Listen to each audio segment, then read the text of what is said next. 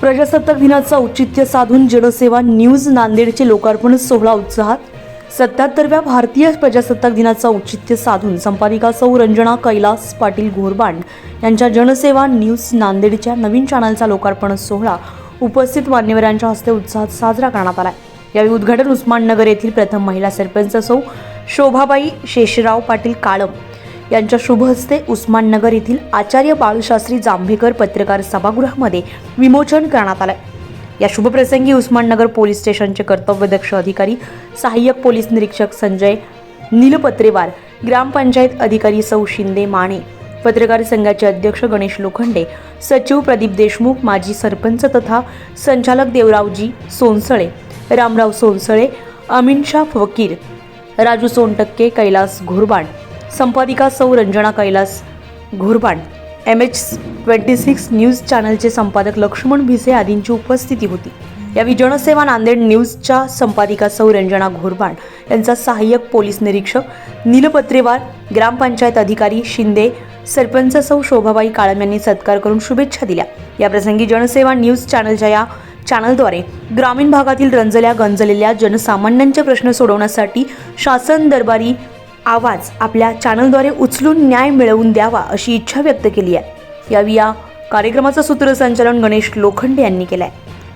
आज म्हणजे उस्माननगर येथे सौ रंजनाताई घोरबांड यांनी जनसेवा न्यूज चॅनल यांचे आज उद्घाटन केलेलं आहे आणि त्यांचं हे न्यूज चॅनल आजपासून चालू केलेलं आहे. या धावपळीच्या जीवनामध्ये एक महिला न्यूज चॅनल चालू शकते आणि गावात होणाऱ्या बातम्या किंवा याबद्दल माहिती इतरांना ऑनलाईन मार्फत सगळ्या जगांना माहिती देण्यासाठी त्यांनी हे खूप चांगलं कार्य आजपासून चालू केलेलं आहे. तरी त्यांच्या या चांगल्या कार्याला माझ्याकडून खूप खूप शुभेच्छा. त्यांच्या हातून अशीच सेवा घडो एवढी मी त्यांना शुभेच्छा देतो आणि माझे 2 शब्द थांबतो. आज प्रजासत्ताक दिनानिमित्त उस्माननगर येथून एक महिला पत्रकार जनसेवा न्यूज चॅनल यांनी सुरू केलेलं आहे. एक खरंच त्यांचं कौतुक करावं एवढं कमीच आहे. एक महिला पत्रकारिता समोर आलेले आहेत. त्यांना पुढील वाटचालीस व भविष्यामध्ये शुभेच्छा देतो आणि माझे 2 शब्द संपवतो. आज लाठीनगरीमध्ये जनसेवा न्यूज चॅनल जे आपल्या रंजनाताईंनी सुरुवात केलेलं आहे, हे खऱ्या अर्थानं आपल्या ग्रामीण भाग असलेल्या लाठीनगरीचं एक वैभवाचं प्रतीक म्हणता येईल किंवा लाठीच्या वैभवामध्ये एक भर आज न्यूज चॅनलच्या माध्यमातून पडलेली आहे.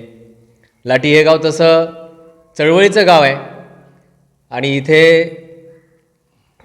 अन्यायाच्या विरुद्ध वाचा फोडण्याकरिता आणि जनसेवेला जनहिताच्या कामासाठी चालना मिळण्याकरिता या न्यूज चॅनलची आज आवश्यकता होती.